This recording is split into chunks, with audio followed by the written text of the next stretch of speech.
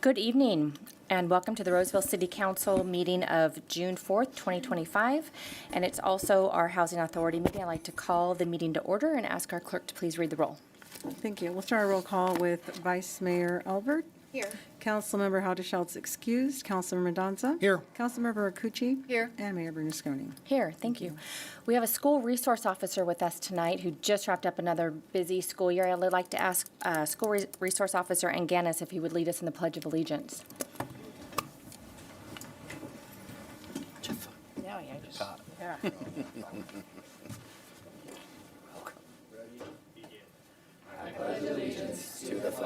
Of the United States of America, and to the republic for which it stands, one nation, under God, indivisible, with liberty and justice for all. Thank you and congratulations. I'd like to ask our clerk to please announce our meeting procedures. Thank you. Good evening and welcome to the City of Roseville City Council meeting and Housing Authority. Agendas are available at the end of the staff table to your right or online on our city's website. All comments from the public should be directed to the City Council and not to any staff member or the audience. All speakers must speak from the podium as this meeting is being recorded. For items that are not listed on the agenda, members of the public may address the City Council regarding items not listed on tonight's agenda and within the subject matter jurisdiction of our City Council. Public comment is limited to 25 minutes in the first segment, with each speaker being given 3 minutes.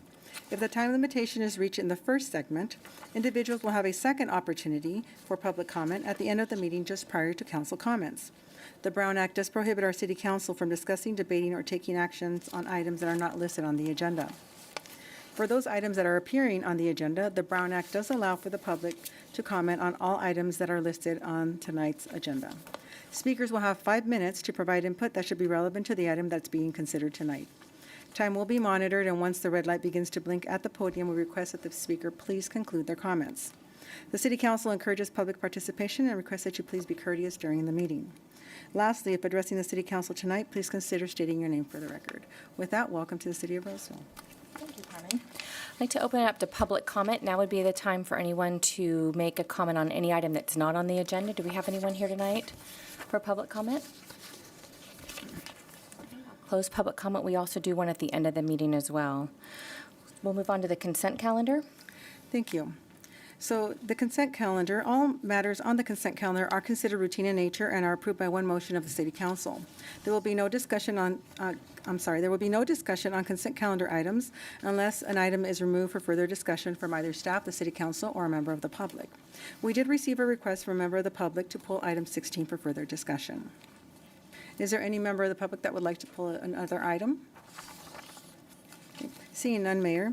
Tonight, the City Council will consider consent calendar items 1 through 15 and 17 through 18. May I please have a motion to approve? So moved. Second. Thank you. We have a motion on the floor with a second. We'll start our roll call with Vice Mayor Albert. Yes. Councilor Mendoza. Yes. Councilmember Rakucci. Yes. And Mayor Bernasconi. Yes. Thank you. So we can take up item number 16. Item number 16, does someone want to make a comment on that?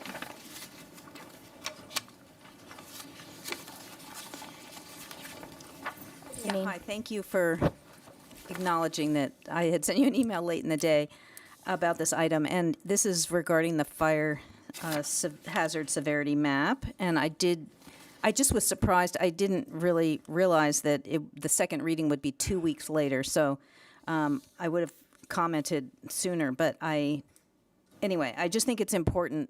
We communicated with CAL FIRE today about that big, large area of the city that is just going to be less than moderate severity. So in other words, it's, I guess, low severity, but it's essentially, I don't know. They said it sounds like CAL FIRE does have some areas in the state responsibility area that are less than moderate severity, but they were saying, and I didn't understand the comment, that they don't label it on the map, maybe because of the resolution.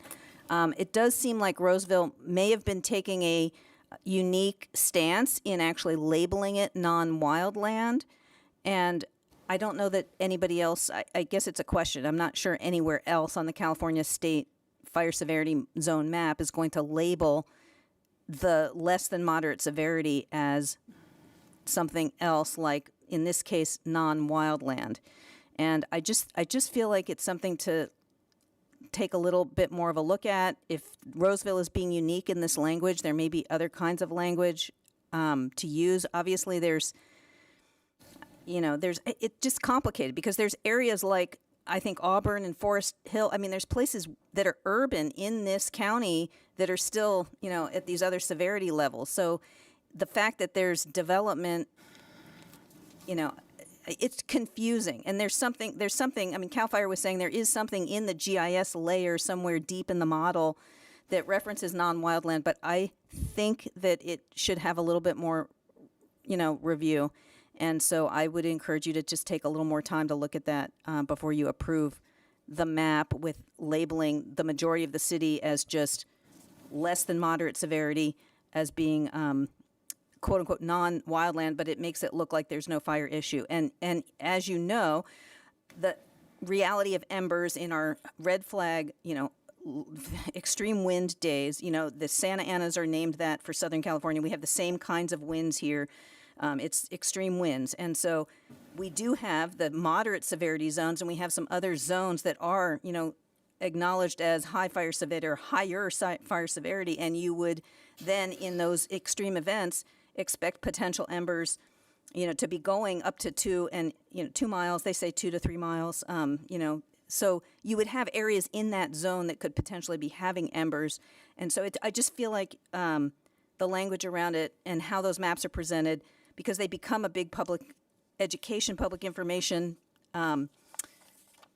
product. And, I know a lot of this is really about fire insurance, and that's kind of a separate issue, but I just feel like it's important and that it deserves a little bit more harder look at just the language. And to make sure, again, that anybody else in the state of California is using non-wildland for those areas that are less than moderate severity according to this model, which doesn't take into account the non-vegetation fuels, i.e. all the urban, what we call urban fuels.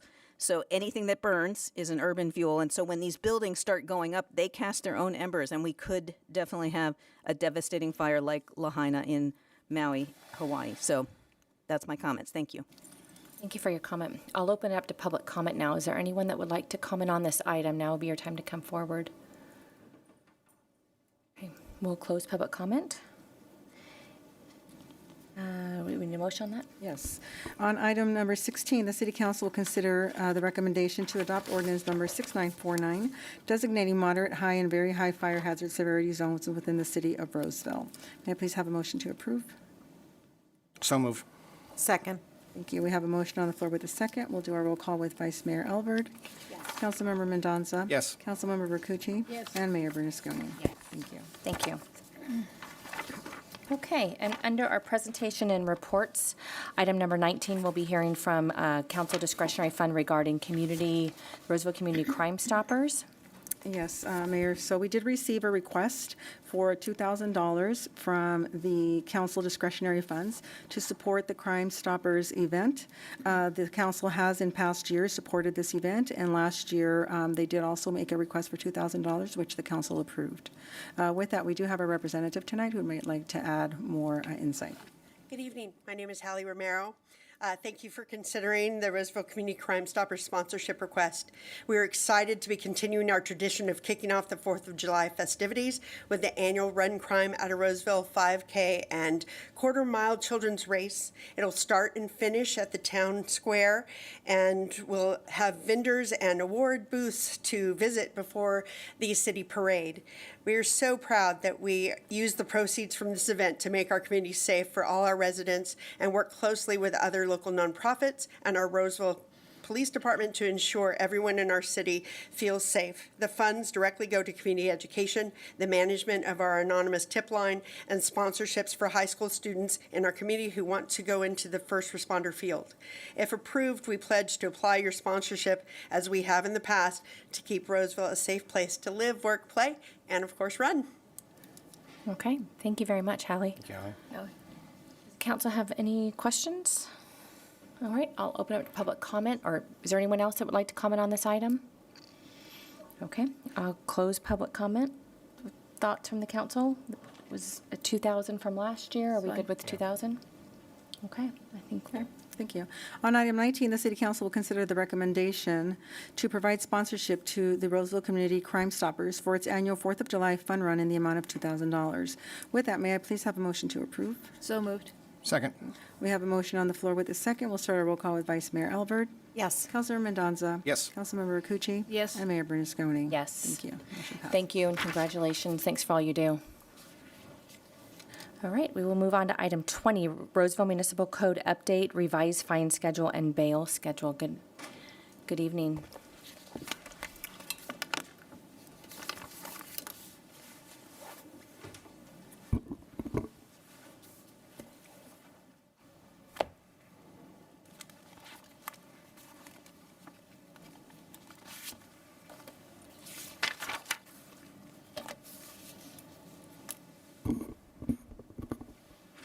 Good evening, Mayor, City Council. Always a pleasure to be before you.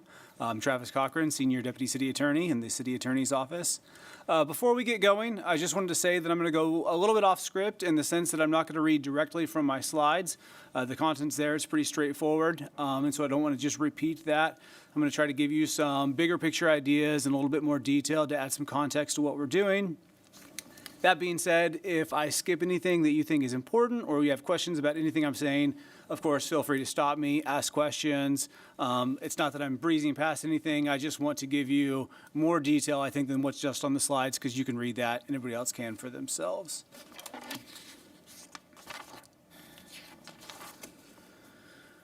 So why are we here? The general purpose for this item is to update the city's processes and the penalties to really enhance our code enforcement and nuisance abatement efforts.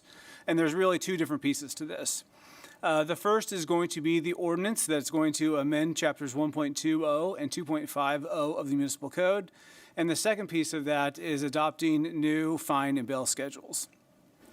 And while some of the proposed concepts that we have in the materials are a little bit new, we also thought this would be a good opportunity to go through and actually memorialize a lot of longstanding practices and customs that we have in the city attorney's office for how we do code enforcement, but those things were never just clearly delineated in the municipal code. So we thought we would also use this opportunity, since we're getting in there and changing a lot of things, to actually memorialize some of those practices that we've used through the years, just so you don't have any ambiguity in the future.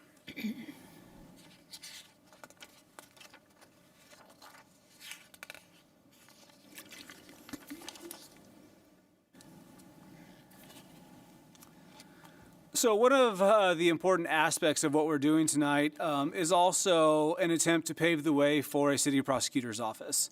So as indicated on the slide, the vast majority of the city's current code enforcement efforts are through administrative citation, which is the issuance of citations and then the collection of those administrative fines.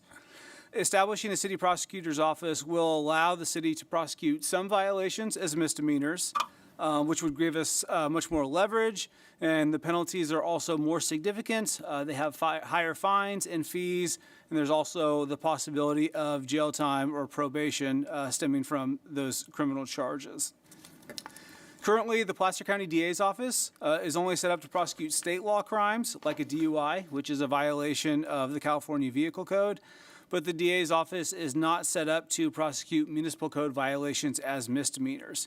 So the city either has to do that on its own, which we don't do currently, or we have to handle the violation of the code through some other means, again, like an administrative citation, which we do now, civil enforcement, which is also mentioned up there, but currently the DA's office can't handle our misdemeanor prosecutions of municipal code violations. And as you'll see, civil enforcement is also up there, and that is another option that's available to us, but there's a number of challenges with that. So civil enforcement is essentially going into civil court and you get an injunction that either prohibits somebody from doing something that violates the municipal code, or it requires that they come into compliance because they're in violation. And while that can be effective in some cases, it's also a fairly time-consuming process. It's a slow process, and even if you get an injunction, sometimes it can be difficult to enforce those because what you have to do is really continue to go back to court to enforce an injunction. Because if somebody doesn't comply, really the remedy to that is then being held in contempt of the court's order for the injunction. So you still have to go back to court, and if they don't comply, you go back to court again. So it can be effective, but it's also a slower process than what we have now, or potentially criminal enforcement through a city prosecutor's office.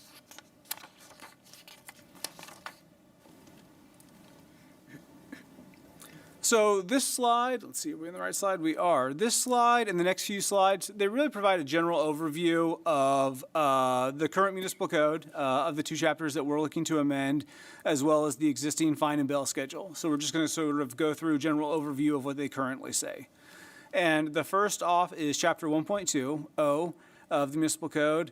And this chapter really just establishes the basic idea that violating the municipal code is unlawful. It's technically a crime. And that each day a violation occurs is a separate and distinct violation. So, for example, if you had one of those pod storage delivery, if you had a pod delivered to your house to use the storage and you had it in the street in front of your house and you didn't get an encroachment permit, technically every day that it is there and you don't have that permit, that can be treated as a distinct and separate offense. So if you had it for 30 days and you never got your permit, that could potentially be 30 citations for that single offense.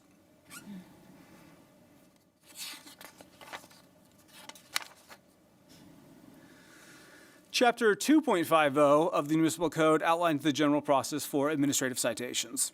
So the basic information that has to be included in the citation, how the notice is provided to the responsible party, how to appeal a citation, and then it sets forth the appeals process. And that's basically how appeals hearings are scheduled, and then once they're held, the process for holding that hearing.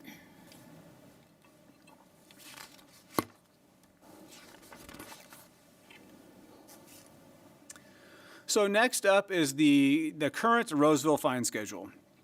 And just as it's titled, the fine schedule sets forth all of the fine amounts for various violations of the city's municipal code. The way that our current fine schedule works, if you look at it, it basically lists out all of the provisions, and there is a corresponding fine on there, so it's 20 some odd pages. And you'll see that for subsequent violations that occur within a 12-month period, those fine amounts increase. So for a first fine, a lot of the default fines are $100. If you commit a second offense within 12 months, that might go up to $200. And if you commit a third or subsequent offense, that might go up to $500. And again, that's within a 12-month period. Not all the fine amounts start at that $100. They can range anywhere from $25 to $1,000. So like for the fireworks, we have that up to $1,000 for a repeat offense. And I believe the social host ordinance, if we have to go back routinely for parties. But by and large, the majority of our fines are that $100, $200, and $500 framework. So updates to the fine schedule over the years have been fairly minimal. Of the few revisions done, most of them are just adding in new provisions. So like a few years back when the City Council adopted the social host ordinance in 2015, those provisions were added onto the fine schedule because they're entirely new violations. Same thing with the original massage ordinance when it was adopted back in 2017. Those get added on to the fine schedule. But that's really been about it for substantive changes. There hasn't been any real review of the fine amounts or updates to those. I think one of the last ones that I saw that actually evaluated a fine amount and updated it was the provision that required a permit for a public dance. And that was quite a while ago, and actually that provision doesn't even exist in the code anymore, but it's still on the fine schedule. So it just goes to show it's outdated a little bit, and there hasn't been a review of the actual amounts in quite some time.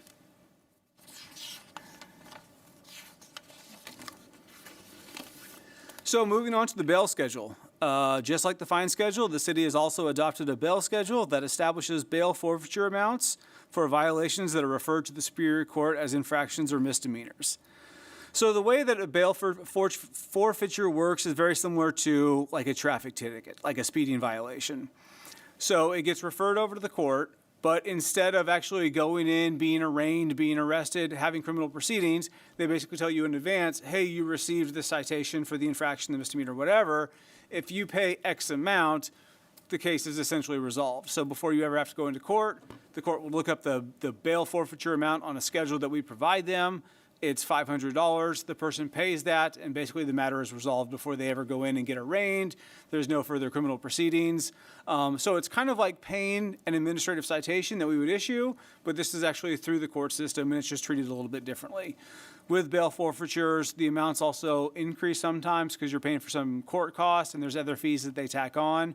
But that's how the bail forfeiture process works.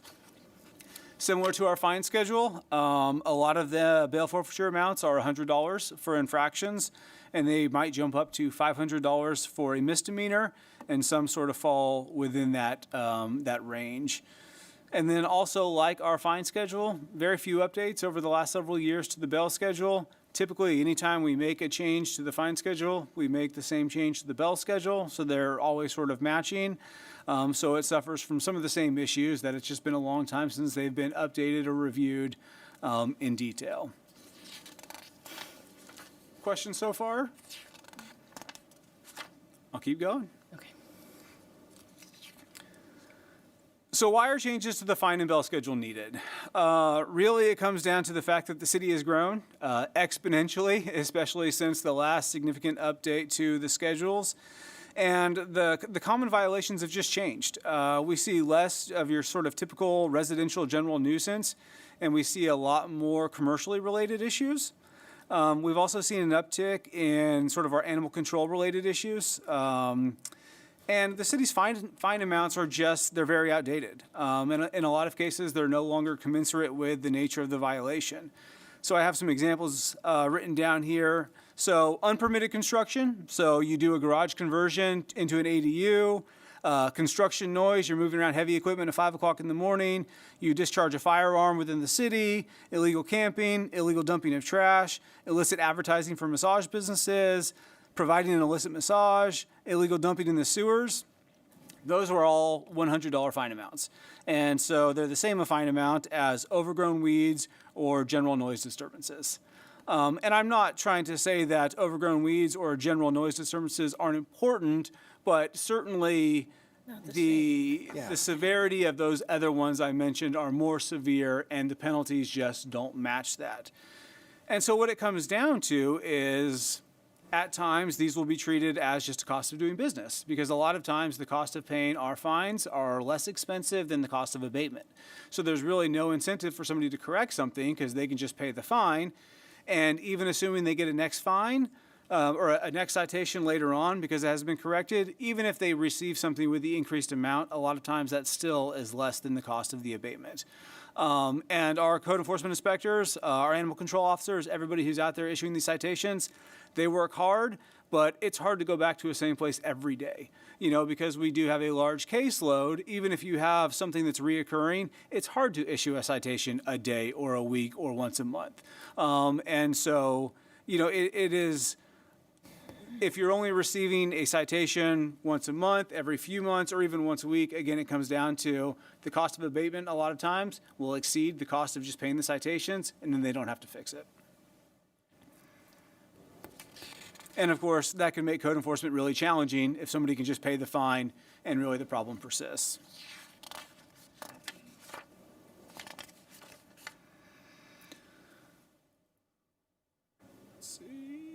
So this slide is essentially a continuation of the prior slide as to why these changes are needed and being proposed. A significant council goal over the last few years has been nuisance abatement. Cleaning up the city, and really this ties directly into that goal. And one of the ways the City Council has talked about doing that is establishing the City Prosecutor's Office and allowing the City Attorney's Office to prosecute some violations as criminal misdemeanors. And really the changes to the RMC and the updates to the fine and bail schedule, they directly tie into that, and they will facilitate the creation of the Prosecutor's Office. Is it possible to do it without these changes? Yes. Would it be as easy or as fluid? No.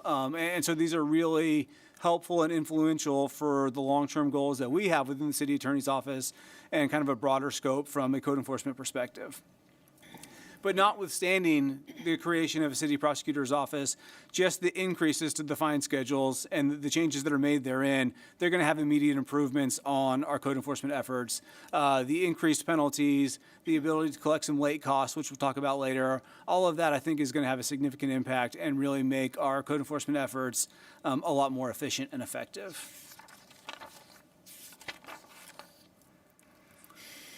So the next few slides, we're actually going to talk about what the changes are. And the first one is the changes to Chapter 1.20.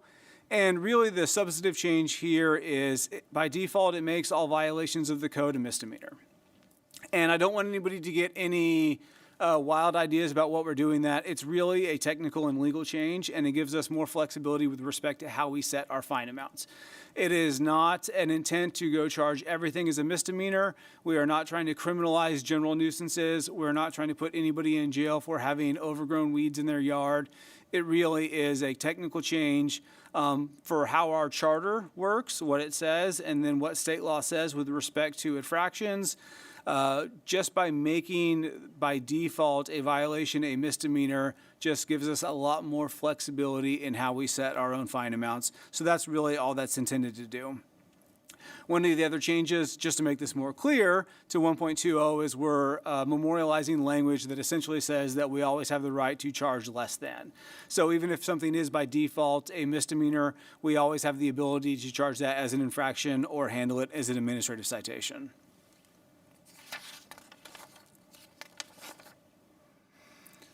Moving on to Chapter 2.50, and really the changes here are memorializing and clarifying existing practices that the city attorney already has and certain authorities that we already employ. One of them is cleaning up and putting in that the Board of Appeals uses the preponderance of the evidence standard when we're considering appeals. It's clarifying that the Board of Appeals can waive a fine in the interest of justice, but they don't have the independent authority to either decrease or increase a fine. And then some of the other changes are really just clarifying how we do rescheduling of hearings. Because lots of times a person will get a notice of a hearing being scheduled and they're like, I'm sorry, I have to work that day, or I just can't make it, can I change it? And this just will streamline that process for them. The fourth bullet point up there is probably the most substantive addition, and it codifies the city attorney's authority to resolve citations through other means like a negotiated settlement. And this is what we refer to as prosecutorial discretion. And it's an inherent power that the city attorney already has as the one who basically administers administrative citations, would do the prosecutions and everything else, but it's not specifically memorialized in the code.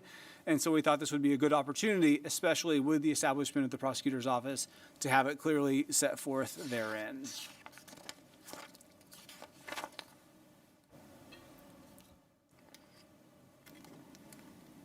So slide 12 is really the meat and potatoes of everything that we're doing, or a lot of what we're doing, and it's the updates to the fine schedule. If you put the current fine schedule and the proposed fine schedule side by side, you'll see some pretty significant changes. Like I said earlier, the current fine schedule, it lists out nearly all of the possible violations there could be, but the proposed fine schedule breaks things into three categories.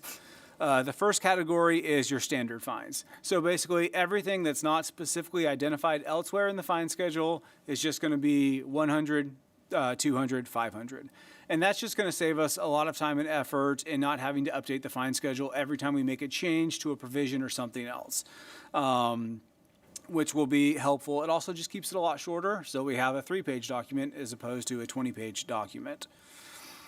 The second substantive category is basically specified fine amounts for certain violations within a 12-month period.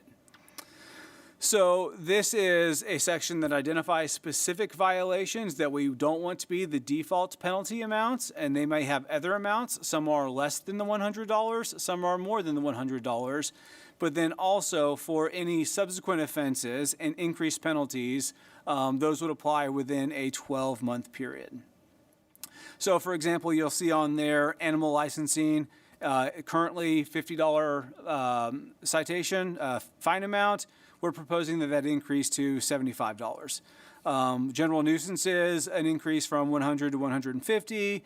Increase of truck routes from the same 100 to 150. Same for water conservation. And then some more significant violations, like interfering with an animal control officer or failing to comply with the conditions of release of a vicious animal. Those we're proposing to actually increase from 100 to 250. And again, to be more in line with what other jurisdictions are doing, but also to be more commensurate with the nature of the violation, because those are certainly more significant. The third category is a little bit new, and that is also having specified fine amounts for certain violations, but extending out the time frame for subsequent increased penalties to 36 months. And this is really important in the commercial context and in the building context, because every 12 months, basically this clock sort of resets. And so you could just go back to a $100 fine if by, you get to 12 months, but the violation hasn't been remedied. So by extending it out to the 36 months, if you've got an illegal ADU garage conversion, or you've got a dilapidated building, or you've got a massage business that is still operating without a permit, those fines will continue to increase, and they will be those higher amounts into that second year and that third year. And so it gives us a lot more leverage with respect to how we handle those issues. And again, it makes it much more commensurate with the significance of the violation and just doesn't let them off the hook necessarily when they get to that 12-month period from the first violation. So a few of the proposed changes we have, short-term rental permits, operating a short-term rental without a permit, increasing that from $100 to $500. And then other things like short-term rental operating requirements, your parking restrictions, your occupancy restrictions, increasing those from 100 to 250. We have had an uptick in short-term rental code enforcement cases. That's become quite a hot button within the code enforcement world. Massage permits, a similar proposed increase from 100 to 500 for not having a massage business permit.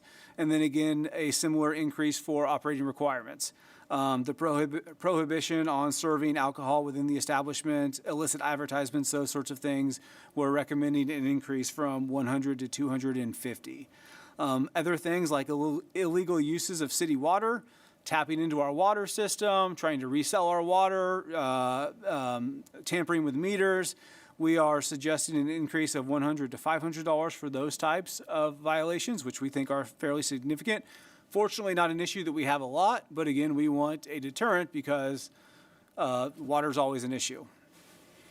And then also increasing our building violations. And again, I sort of talked a lot about these earlier, but when you have an illegal garage conversion into an ADU, or you have some sort of other unpermitted structure that we haven't been able to inspect, we don't know the safety of it, and you have a family living in there, a $100 fine is just not sufficient. To go get a building permit after you've already converted your garage into an ADU, it's inexpensive. It's thousands of dollars. And so if we're just issuing a $100 citation every few months, they're going to ignore that. They're collecting that in rent. They'll just pass that on to their renter. And so increasing those to $250 and then the higher penalties moving forward, and then also on the 36-month time frame, I think is really important moving forward. And then the last thing, big new concept that we're introducing is late fees. So right now we don't have any late fees for fine amounts if they're not paid timely. So we are suggesting that we implement a 10% late fee for any fine that's paid between 1 and 60 days late. So after you get a notice of the citation, you have 30 days to pay. Anything after those 30 days is late. So starting on that 31st day through 60 days from there, so basically 90 days, that's going to be a 10% late payment penalty, so 10% of the fine amount. And then anything later than that, after the 60 days late, that's going to be a 25% of the total fine amount. So you have a $100 fine, it's a $25 late penalty. And this is really just cost recovery. There's a lot of staff time that goes into issuance of the administrative citations. There's multiple levels of review. Our staff sends out the notices. They send out subsequent reminders of needing payment. They have to process all the collections, the intercept program. And so this is really to recoup some of those costs that we see because it takes a lot of work to collect on a lot of these fines. And Travis, I want you to correct a typo on this slide, please. The third offense, shouldn't that say 500? Yes, it absolutely should. My apologies. I caught one other little one that we're going to talk about on, I think, the next page.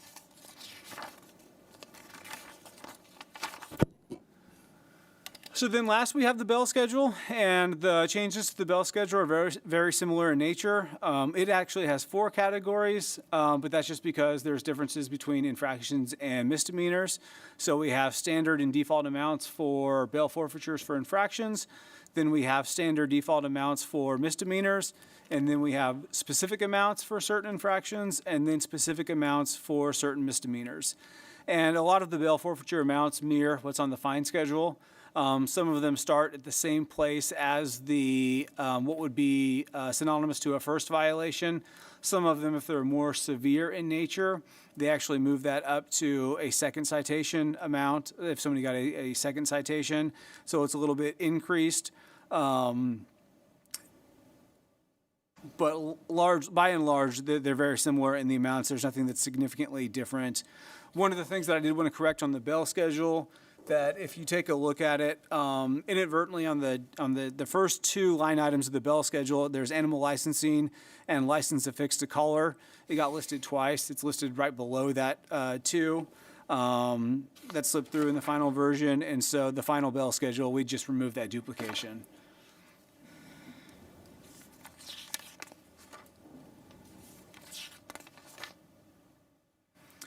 Real quickly, before I get into the recommended action and ask if there's any questions, I just wanted to provide some additional points that I think are relevant, and they factored into our recommendations, especially with respect to the increased fine amounts.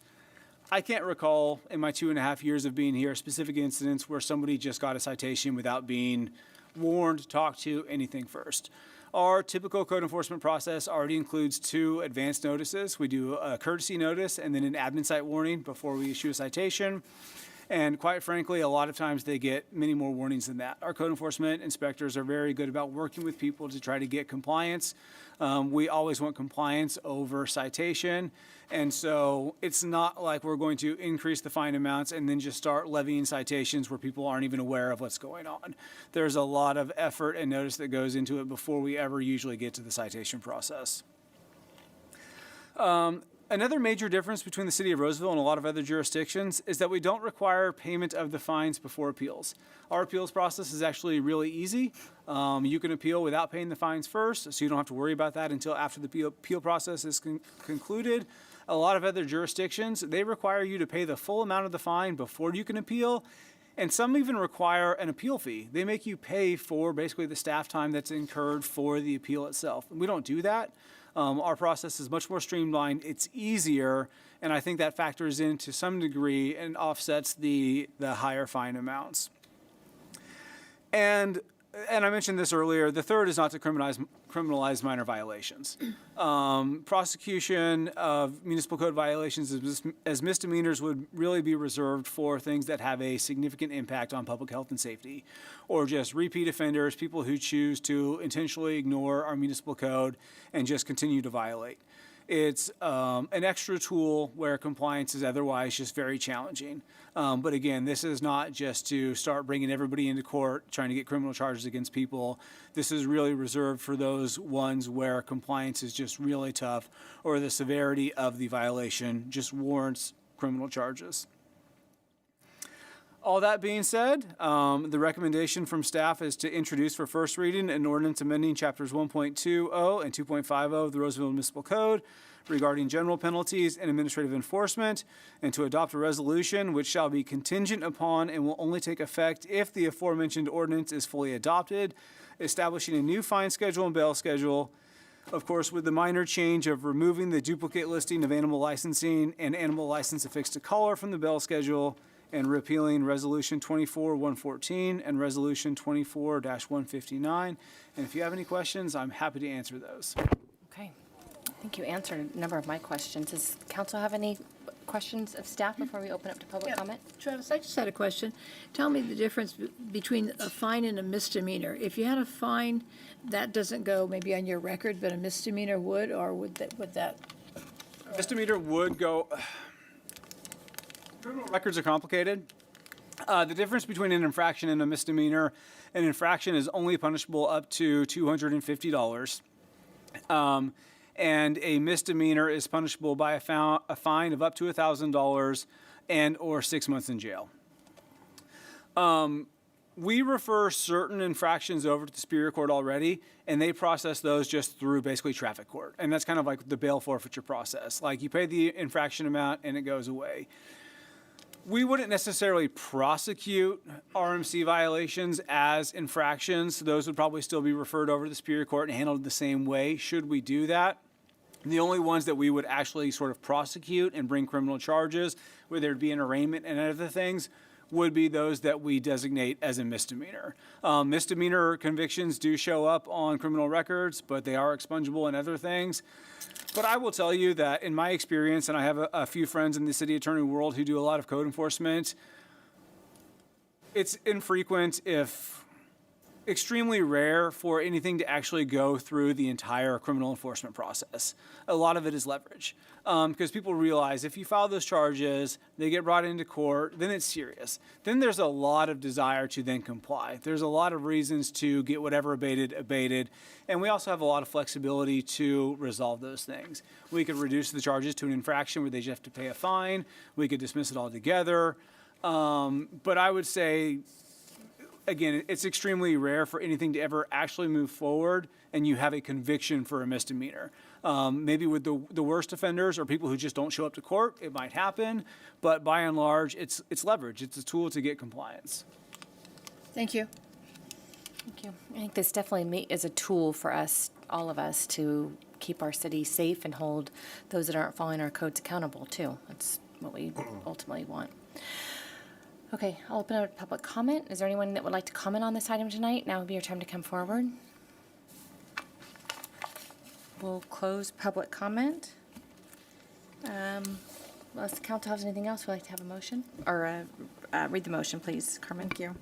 On item 20, the City Council will consider the recommendation to introduce for first reading an ordinance amending chapters 1.20 and 2.50 of the Roseville Municipal Code regarding general penalties and administrative citations, and B, adopt resolution number 25-190, adopting a fine schedule and bail schedule for enforcement of municipal code violations and repealing resolutions number 24-114 and 24-159. With that, may I please have a motion to approve? So moved. Second. We have a motion on the floor with a second. We'll start our roll call with Vice Mayor Alvord. Yes. Councilmember Mendoza. Yes. Councilmember Rakucci. Yes. And Mayor Bernasconi. Yes. Thank you. Thank you very Thank you. much. It was very thorough. Okay, we have two public hearings tonight. The first one is item 21, the social connection at 350 Conference Center Drive, a fee deferral. I open the public hearing and invite staff to make the presentation. Yeah, thank you, and good evening, Mayor Bernasconi, members of the council. I'm Wayne Wiley, Economic Development Manager, and with me tonight we have Gina McCall, our city's Economic Development Analyst, and she'll be giving the presentation on the item before you tonight. Okay, thank you. Yes, as Wayne mentioned, tonight I'll be presenting on the fee deferral request for Social Connection. This request is solely related to the timing of payment of development impact fees and not the project use or design. Social Connection will be located in the North Central Roseville specific plan area within the Roseville Junction development on Conference Center Drive near Highway 65. Social Connection is a unique development. It will include 8 shipping container food service buildings enclosing a beer garden and patio space. The project is currently in for building permit review. The developer is now requesting a fee deferral to allow certain city-controlled fees to be deferred from building permit issuance to building permit final. The fee deferral program is offered through the Economic Development Department as an incentive to assist in facilitating development, especially with developments where financing is secured at various phases of the development. The various city departments that set the development impact fees have reviewed this request, and only those found not to have an impact on the city budget have been included in the recommended list of fees. Deferrable fees include fire service construction, public facilities, sewer and water connection fees, drainage mitigation, traffic mitigation, solid waste, and electric backbone fees totaling approximately $248,000. This request is brought to you tonight for consideration as the fee deferral is greater than $100,000. This request, however, is routine in nature. So with that, next slide, thank you. Staff is recommending that the City Council adopt the resolution approving the fee deferral for the social connection for the previously stated impact fees plus interest until final building permit occupancy. That concludes my presentation. Happy to answer any questions, and the developer's here as well. Do you know what's the time frame on this project? We can ask That the was my question, developer, but yes. I'll open it up to public comment then Yeah. and ask anyone who would like to comment on this item to come forward. Good evening. Good evening, Robert Ranchard. Good evening, Mayor and council members, City Manager. Well, we're trying to get this project going, so we've done a lot of the infrastructure work on the site, and this will be the next phase. As you know, Electric Pickle is on their own timeline.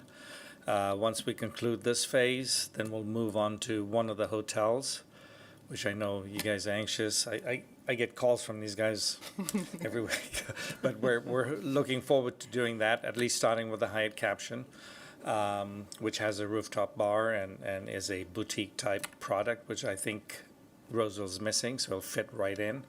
So Fieldworks is the anchor tenant, and they are on us to get going. So we're trying to deliver the containers to them, hopefully January, February, in that time frame. The containers need to be inspected by the state. That has been taking a little longer. The state has to approve the containers at the facility where they're located. So that's kind of taken a little longer to get to that stage, but we're really trying to get going. Okay, excellent. Thank you for your comments. Any other public comment? All right, close public comment, bring it back to the council for any deliberations, further questions? No, thank you for being here tonight. Yeah. To close public hearing. I'll close the public hearing and ask our clerk to read a motion. Thank you. On item 21, the City Council will consider the recommendation to adopt Resolution Number 25-183, approving a fee deferral for Social Connection located at 350 Conference Center Drive. With that, may I please have a motion to approve? So moved. Thank you. May I have a second? Second. Thank you. We have a motion on the floor with a second. We'll start a roll call with Vice Mayor Albert. Yes. Councilor Mendoza. Yes. Councilmember Rakucci. Yes. And Mayor Bernasconi. Yes. Thank you. Motion passes. Congratulations. Welcome to Roseville. We're glad you're here and glad to partner with you. Okay, the second public hearing that we have tonight is item 22, Roseville Municipal Code Update Zoning and Subdivision Ordinance. I'd like to open the public hearing and invite the staff to make the presentation. Good evening. Good evening, Mayor Bernasconi, members of the City Council. I'm Greg Bitter, Planning Manager with your Development Services Department, and tonight I'm here with Lauren Hawker, our Senior Planner for Long Range Planning, and Eric Singer, our Associate Planner. And as you know, every year we bring an item updating the city's zoning and subdivision ordinances before you, really to accommodate all of the many changes that the state legislature makes or requires us to make in our rules and regulations regarding land use and zoning, and also a lot of cleanup items. So you'll see some items that staff is suggesting that we've recognized over the last year just to make our processes more efficient and accommodate some land uses that historically we haven't really regulated. So with that, I'm going to turn it straight over to Eric so he can dive into the presentation. Thank you, Greg. Thank you, members of council. So as Greg mentioned, I'll be discussing the proposed changes to both the zoning and the subdivision ordinances. The first section I'll be going over are going to be the staff recommended amendments. They're going to consist of the following items. The first set of amendments creates a new definition for microbreweries. This is primarily due to their increasing popularity. Modifies certain use types, including amusement centers, personal services, eating and drinking establishments, all very minor in nature. It also amends the commercial and industrial use tables to allow veterinary clinics in the regional commercial zone district, and it would also allow for microbreweries in all industrial zones by right. The next set of amendments, due to the popularity of pod storage containers, funnily enough, as Travis just mentioned, we've never really had regulations regarding these types of uses on residential properties. So we're proposing similar standards that you would find in several surrounding jurisdictions. These include time limits, proper maintenance and care of the units as they're on the property, things of that nature. Also due to the fact that in recent years we've received a few applications requesting the use of shipping containers as accessory structures on residential properties, as well as complaints from residents regarding their use on neighboring properties, we're proposing an amendment that would add them to the list of prohibited accessory structures. They're not customarily or ordinarily associated with residential uses, so it just makes sense to add them to that list. The next proposed amendment has to do with parking reductions for restaurants. This was actually directed to staff by the Planning Commission at the March 13th meeting.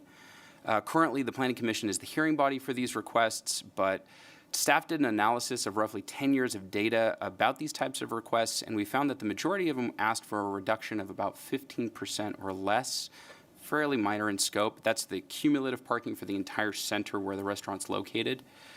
So primarily due to the low impact and kind of infrequent nature of these types of applications, we're recommending that the planning manager actually be the approving authority for any request that's less than 15%. The Planning Commission would remain the approving authority for any request that's 15% or greater. Similarly, the next update would also make the planning manager the approving authority for major project permit extensions. Again, this is primarily due to the relatively low impact and infrequent nature of these types of applications. The last staff recommended amendment is regarding public noticing. So in order to provide earlier and broader public awareness, we're proposing that all applicants for projects that are subject to a public hearing must post a project notification on site before the application can be deemed complete. Minimum criteria are provided in the red lines. These include things like the allowable size of the signs, locations, as well as the type of information that has to be listed, including project and contact information for the applicant and developer. The second set of amendments is in response, obviously, to state laws that were passed last year, as well as one request from the State Department of Housing and Community Development, or HCD. The first, AB 1801, requires that administrative or office space can't occupy more than 25% of the total floor area of a supportive housing facility. AB 2694 and 3116 update the density bonus section. We typically see these kinds of updates every single year. These are specifically regarding elder care facilities and student housing.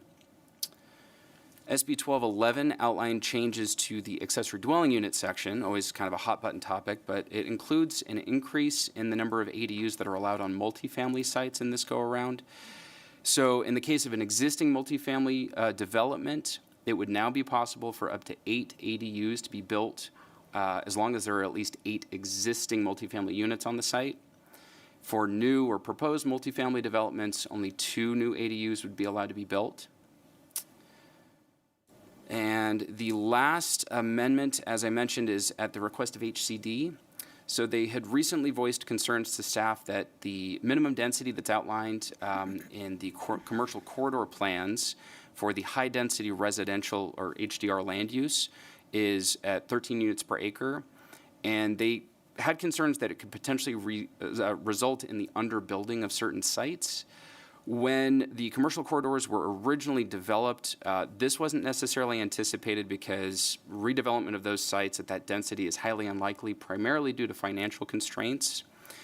Of course, to assuage these concerns, we want to work with HCD, so we recommended a footnote be added to the permitted use tables for each of the corridor plans. It would specify that the multifamily uses in these planning areas would have a minimum density of 20 units per acre, which is the density that HCD requested. There is an exception for parcels that are a half acre or less in size that have an existing single-family structure that was built before 2025. This is provided to protect any future intensification options for this kind of small handful of sites that are zoned this way, but that already have a single-family home, where meeting this density would require the demolition of the home, probably just involve a lot of cost-prohibitive improvements to actually make that type of development happen. So they did find the solution to be acceptable. They also requested that a resolution be passed in conjunction with these ordinance updates, affirming the city's commitment to our existing ministerial process for the approval of affordable housing projects. So that is one of the motions that staff is recommending tonight. And lastly, the subdivision ordinance is updated, again pursuant to Senate Bill 1123. So as you know, last year, the ministerial 10-lot multifamily mapping process was introduced. That allowed for ministerial approval of up to 10 lots on specific properties within the multifamily zoning districts in the city. This update includes the following changes. So first, a lower height limitation cannot be imposed than already exists in an underlying zoning district. Existing homes may not be split onto separate parcels. Minimum density requirements have been reduced. So whereas it used to be a development had to achieve the maximum allowed density on a parcel, now that's been reduced down to 66% of the maximum allowed density, or 66% of the housing element default density if that's located within the housing element inventory. Lastly, it does add single-family zone parcels to the list of qualifying lands. Those single-family parcels have to meet the following criteria. They have to be 1.5 acres in size or smaller. They cannot be considered vacant if they've had any type of occupied housing on them in the last 5 years. The newly created lots cannot be smaller than 1,200 square feet. And similar to the multifamily, or I should say the multifamily zones, parcels that have environmental conditions like wetlands, floodplains, high fire hazards, et cetera, they're not eligible for this process. So it's a lot of information to digest, but kind of the long and short of it is, despite this revised eligibility criteria, both the majority of multi and single-family zone parcels within the city don't meet these minimum requirements. There are very, very few parcels that would still be considered eligible for this type of application. In terms of outreach, staff did discuss these proposed amendments at the Roseville Coalition of Neighborhood Associations meeting, the general board meeting on February 20th of this year. Board members did ask questions regarding the ministerial mapping process changes, the changes to the ADU section. They expressed concerns over the continued push for increased housing densities. The item was heard at the May 8th Planning Commission meeting of this year. There were no significant questions or comments from the commissioners, and the items were recommended for approval. As previously mentioned, in mid-May, HCD requested the additional resolution be passed affirming the city's commitment to our existing ministerial process for the approval of affordable housing projects. And consistent with the noticing requirements for a citywide project, a public hearing notice was published in the Roseville Press Tribune, posted on the Arcona website. To date, there have been no comments or concerns received from any members of the public. In terms of the environmental review for the project, it is categorically exempt from CEQA under Section 15061B3. It exempts projects with no potential to cause significant effects on the environment, as these types of updates always are. And lastly, these are staff's recommended actions. I'm happy to answer any questions that you may have. Thank you very much. Okay, thank you very much. Does council have any questions of staff before we open it up to public comment? I just had one clarifying question. So on the shipping containers, I think it was slide 3 that you were discussing early on, these amendments, because we're only talking about the housing aspect, only applies to residential. That just has nothing to do with any business that might be in plain view that backs up to a development? That's correct. It's within the accessory structure section, so it's accessory structures for residential properties. Okay.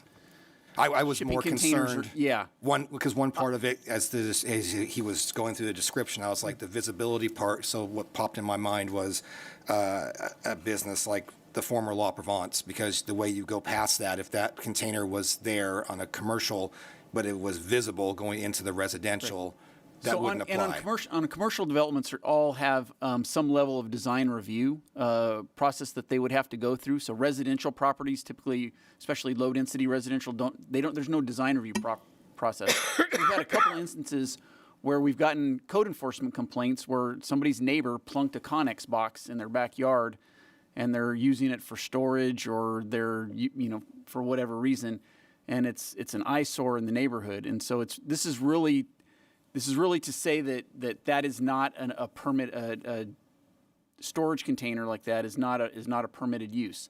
Now, in our accessory structure section, there is a provision that you can apply and go through a process to make something that's not allowed. If you notice your neighbors and you go through a process. I think our policy is if you want to do something like that, you have to clad, if you want a storage container, the answer is no.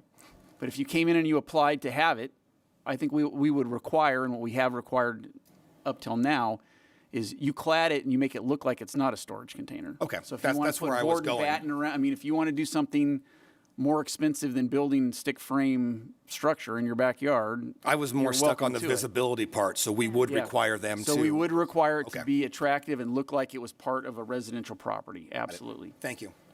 Okay, any other questions? No. Okay, we'll open up to public comment. Does anyone want to make a comment on this item? Now would be your time to come forward. Hi, thank you. Evening. I guess just going with the pods, I'm confused about, I'm assuming that temporary use of those containers when people are moving is still fine. But if it's not, I think that would be really important, just, Permitted use, right? Yeah, that's an allowed use. We're just putting temporal and location standards on those to make sure that when somebody gets a pod, it's not sitting there 3 months later and they're using it for instead of going to a self-storage facility. Have a permit to have the pod there in the If first it's- place. If it's in the right of way, they need an encroachment permit, correct? but, I mean, a big U-Haul truck in a driveway is kind of the same thing as having a pod. So do you have a No, comment well, to I'm make? just, my comment is just to make it clear, and I can't imagine that you don't have to apply for a permit to have a U-Haul truck for your moving purposes. Anyway, I just would say, I don't think you should have to have a permit for some short-term use for a purpose of moving. The purpose of moving, people are in all kinds of, just change of location for many reasons. And, anyway, a lot of times people use those, that's all. I've never used one, but I'm just saying it sounds really restrictive to need a permit if you want to use that instead of a U-Haul truck. But anyway, other than that, I'm confused about for supportive housing, and I think you mentioned something about, elderly facilities, but this limiting admin and office square footage sounds like it's to basically, encourage more of the use for habitation, but there's other things in these spaces, obviously, beside, I guess it has to do with what constitutes administrative, like exercise space or, entertainment, recreation, whatever, playing games. There's all kinds of spaces in these structures. So anyway, it didn't sound very clear because admin is very broad. What admin, if you're just trying to distinguish it from residence, I just think it needs a harder look. And I do think all the notification that you mentioned did not include the senior commission, that you have created a senior commission, and I really think this is a perfect thing if it has to do with senior housing, to bring to the senior commission that you've established. And I think it would be great to get input from seniors about anything related to senior housing. I guess I think on the parking space reduction, I hope that what that means, it's kind of confusing because it seems like in the planning process, then you're saying that you can reduce this, but the project as a whole, I mean, when you're talking about parking, reducing parking, it means you're using the space for something else, whether you're expanding the building or using the space for something else. So even if something about the parking reduction gets somehow approved at an early stage, it seems like the project as a whole with a disclosure about the change in the parking or this parking reduction approval would all still come to Planning Commission. And I just think it would be really important. So, in our case with the building project right next to the senior living, assisted living community where we are, it seemed like impossible to even consider, some kind of parking other than what the Institute of Traffic Engineers came up with a model from who knows where. So I guess I just in general think that with all this parking, because, real estate is such a special thing, we don't have that much of it. And, and spaces and how we use them is really important. So it seems like a lot of these places really need more site-specific study of the parking situation. But I guess with regard to this parking reduction getting approved by planning manager and not by planning commission, I guess I'm just asking to clarify that it's still going to come through a public meeting in the Planning Commission when the project as a whole is looking at a total project that has less parking than the model says it needs, and that all that will be part of the, disclosure and notification to the public about why we're reducing from what the model says. I guess those are the main points that I was going to make. But project notification, I think that's fantastic about posting, information about the project, like we are building a building here, because I think that did actually come out of our project, and I really appreciate it. It sounded like, I think Planning Commission kind of recommended that after it became clear that, adjacent to 200 people, like within, very little distance, that you're going to build a building right in front of their building, that would be a great way for people to find out that was going to happen, and especially when, people that don't use computers, and again, back to the senior population, a lot of them don't use computers, but they walk around outside their home, and so they would have seen a notification about a new building going up. Thank you. Right, thank you. Okay, is there anyone else that would like to make a public comment? Seeing none, I'll close public comment, close the public hearing, see if council has any other comments or questions. Maybe just a comment. Most of these recommendations you have, are some of these coming from the state? I mean, That is correct, they are. There's state requirements. What you're talking about, the parking and all this is state? Well, the parking, so what we're doing with the parking, we're not changing the requirements for somebody to ask for a parking reduction. What we're saying is that if in a shopping center, if the parking reduction results in in a parking reduction request that affects less than 15% of the required parking, then we can approve that at the staff level. Approving something at the staff level, there's still a 300-foot notice requirement.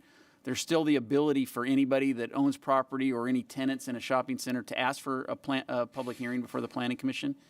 And we would put any applicant through the same analysis. We'd require the same level of analysis whether we approve it at the staff level or Planning Commission. What we found is over the last 11 years, we've had 10 of these items.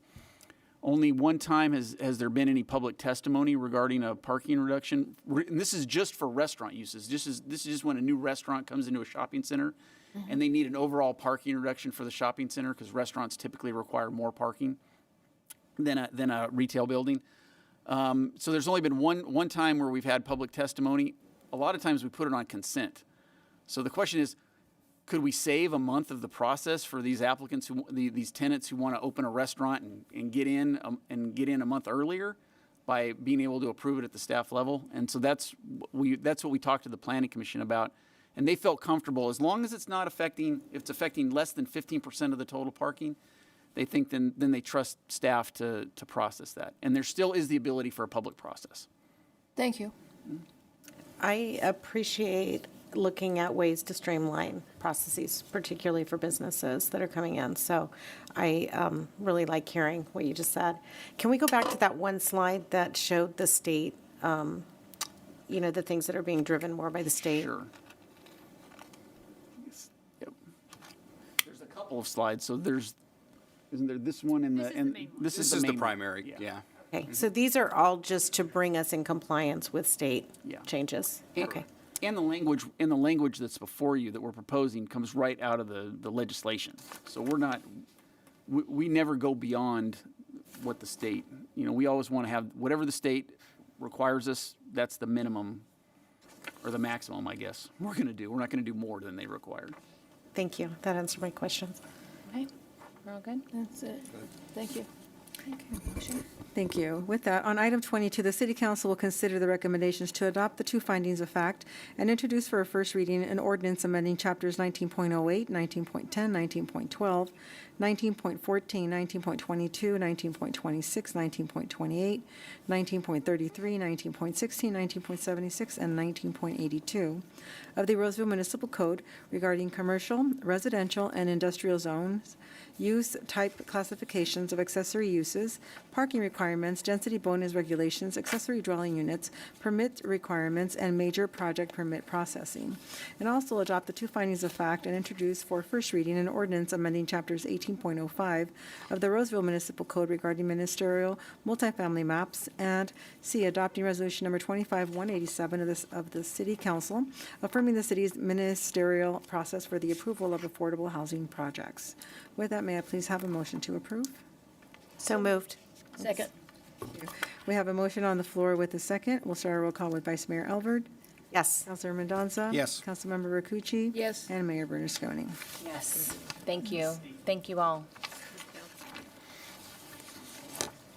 All right, we have our last public comment of the evening. Is there anyone who would like to make a comment on any item that's not on the agenda? Now would be your time. Close our second public comment and bring it back to our council and staff for any final comments. No final reports, Mayor. Thank you.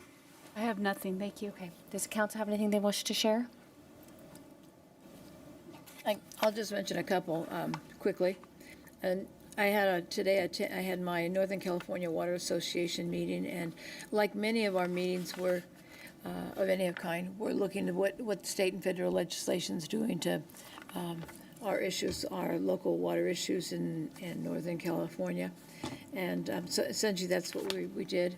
And also, just right after, I think, our last meeting, we had at the Roseville Cemetery, a program, the Memorial Day program put on by Veterans of Foreign Wars, and that was a very, very nice program, and the local Roseville band played, and many local residents attended.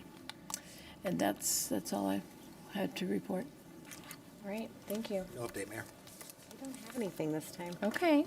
Well, we were together just a week ago, and we'll be together again in 2 weeks. I don't really have anything either. I did attend yesterday the Sierra Workforce Summit put on by Sierra College and a number of community sponsors. The topic really was around workforce development and our high schools and our community college working together on various career paths that don't always involve a 4-year degree, and I think that's particularly helpful for the city's workforce and finding good workers that are ready to get a certificate and move into work. And actually, I will say, the city manager and I did welcome the summer interns on Monday that are, I think there was probably about 15 or 20 of them that are going to be working in various departments across the city, high school students spending their summer with us, and we did a welcoming for them, and a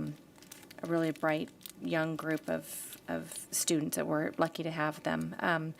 Tomorrow, well, it started tonight, but I won't be there obviously tonight. But one of my board assignments is the Greater Sacramento Economic Council, and they have their annual board strategy, and I will be there tomorrow through Friday, home on Friday.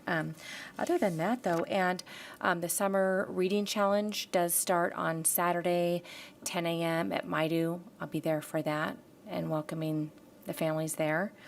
And I think that's probably it. So unless anyone else has anything else to share, I will adjourn our meeting for this evening, and we'll be back together June 18th, and one of the significant moments of that council meeting will be adopting our new budget. So with that, thank you all for being here.